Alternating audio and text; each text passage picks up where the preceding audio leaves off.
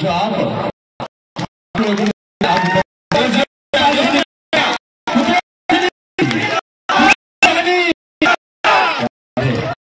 अरे ये अब हमारी जितने भी आदरणीय है में इस मंच पर उपस्थित बहुत सारे नेता, सामाजिक कार्यकर्ता, मेला कमेटी के सदस्य और बड़े संख्या में युवा साथी, सम्मानित गार्जियन, माता बहन, सभी को सनत मोहल्ला मुकेश सहनी की ओर से नमस्कार, प्रणाम।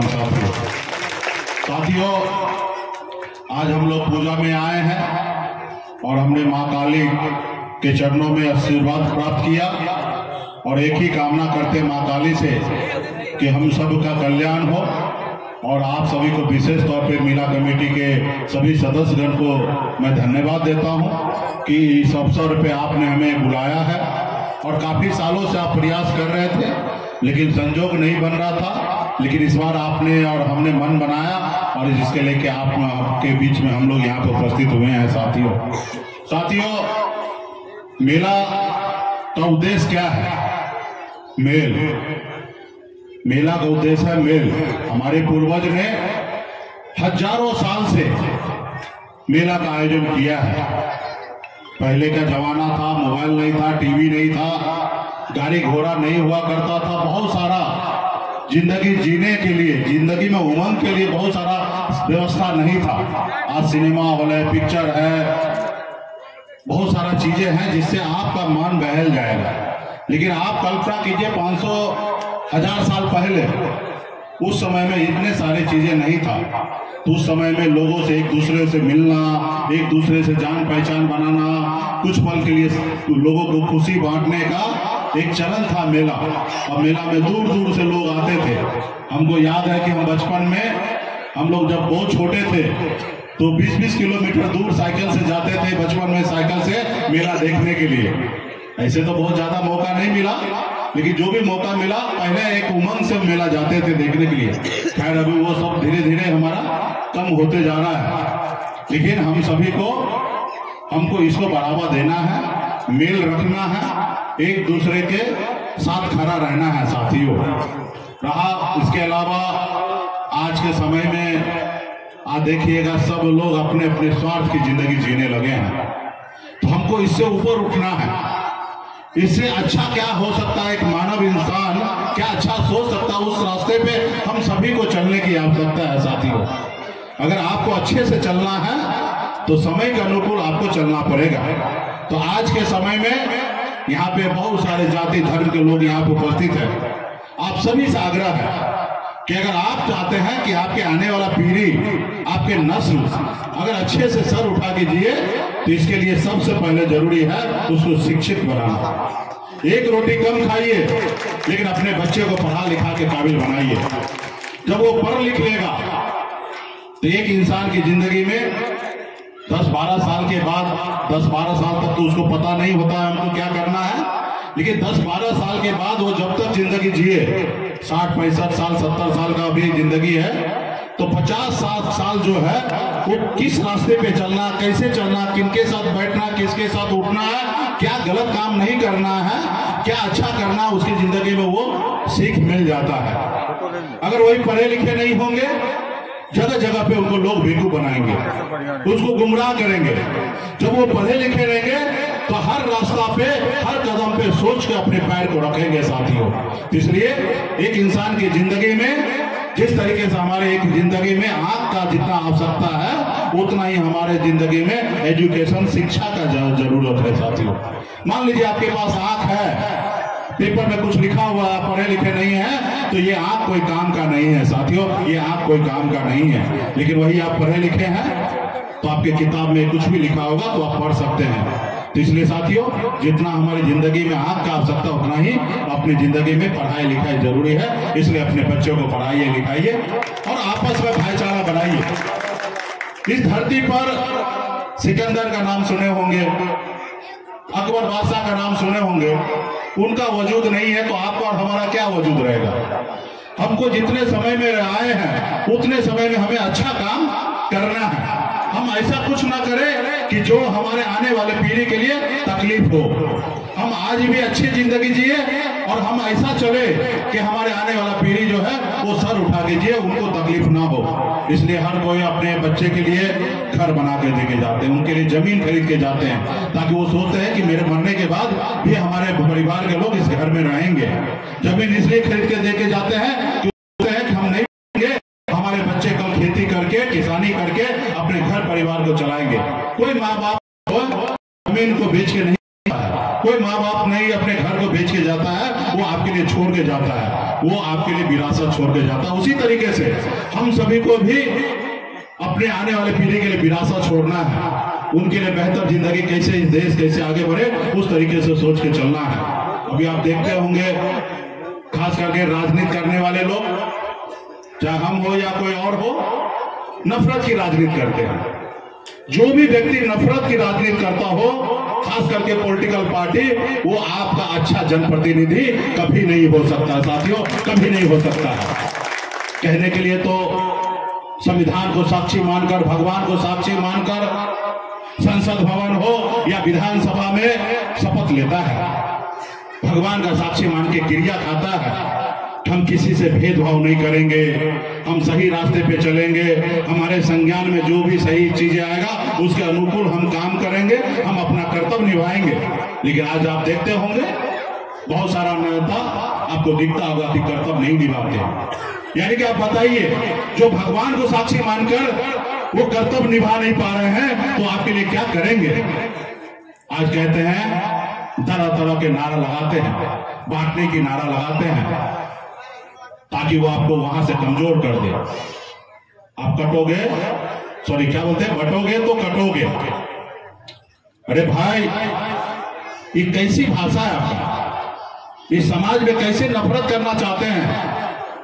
ऐसा नहीं है, हम सबको साथ रहने की आवश्यकता है साथी। जो चालाक लोग होते हैं ना, अंग्रेज भी आए थे भारत में, राज कैसे किए, फूट डालो राज करो। पहले आपको भाई भाई में लड़ाएंगे, आपको कमजोर करेंगे, और जब आप कमजोर हो जाइएगा तो आपको गुलाम बना लेंगे।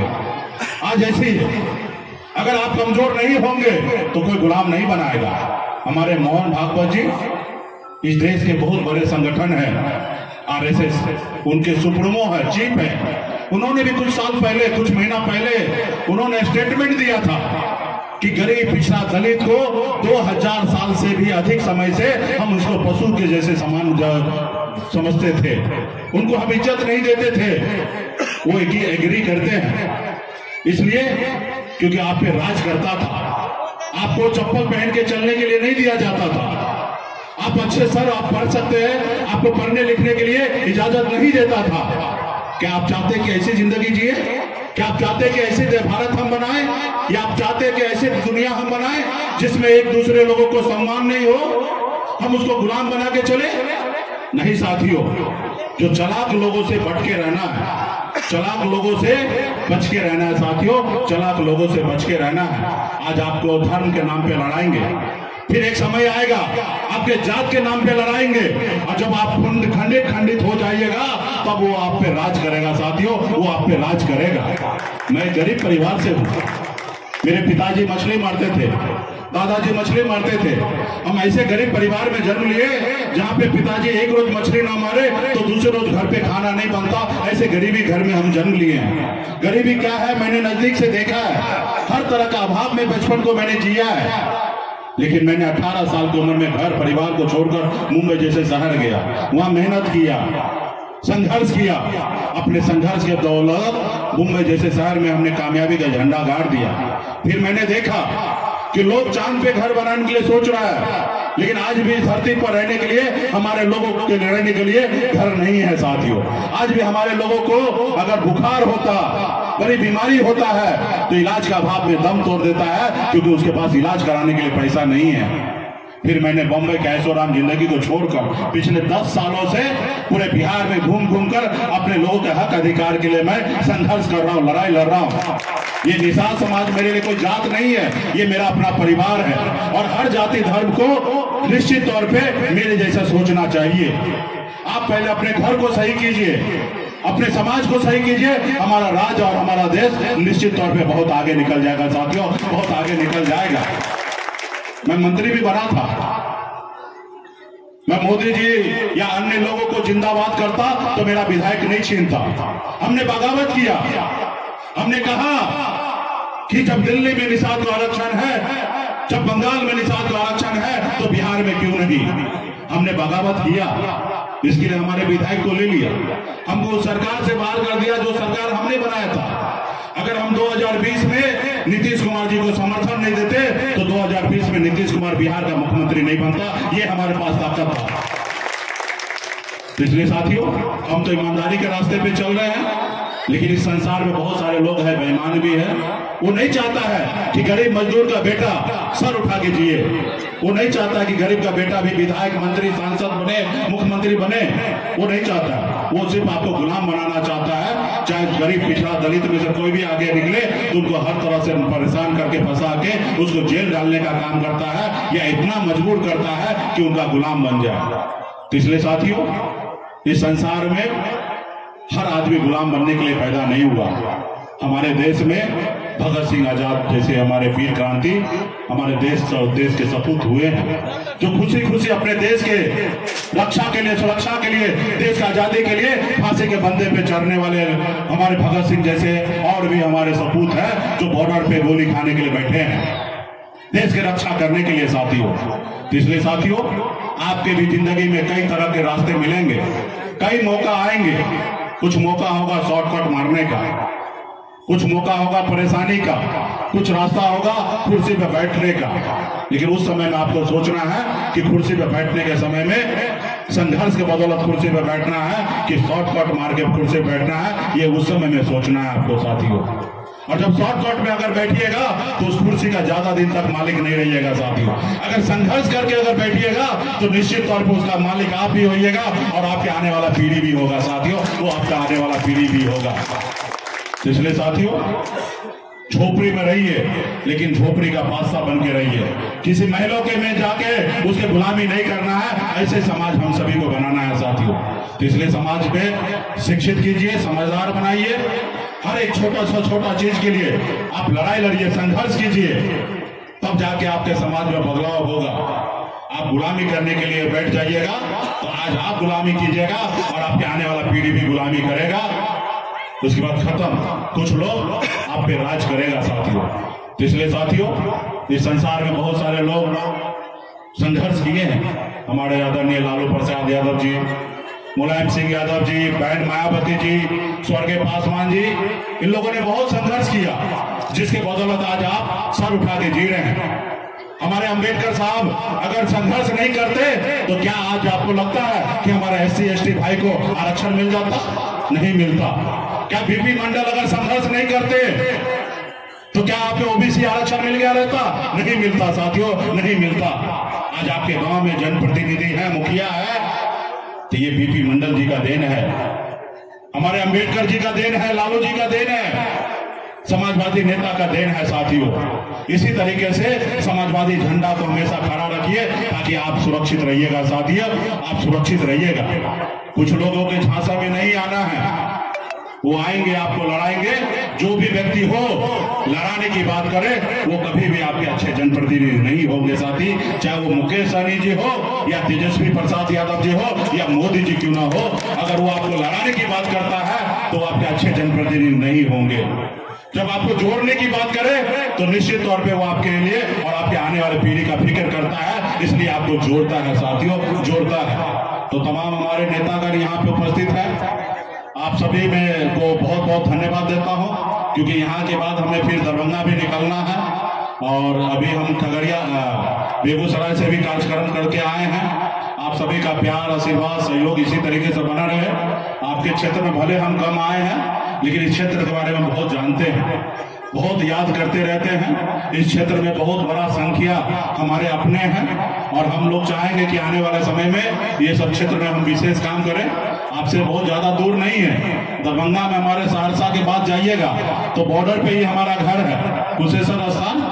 तो आप लोगों के बीच में आते जाते रहेंगे और आप लोग भी अपने भाईचारा बनाए रखिए, सभी जाति धर्म के साथ रहिए और माता काली का पूजा वूजा करिए, जो भी कार्यक्रम है आप लोग कीजिए और समाज में सब लोग को आगे बढ़ने का मौका आप लोग दीजिए। बहुत बहुत धन्यवाद, तमाम साथी को बहुत बहुत धन्यवाद। बहुत बहुत धन्यवाद और बहुत अच्छा लगा। आपने शुरुआत ही शिक्षा से की, आपने शुरुआत ही शिक्षा से की और वही मूल आधार है और बाकी बातें तो जो भी है वो हम लोगों के लिए प्रेरणादायक है और आपने जो बुनियाद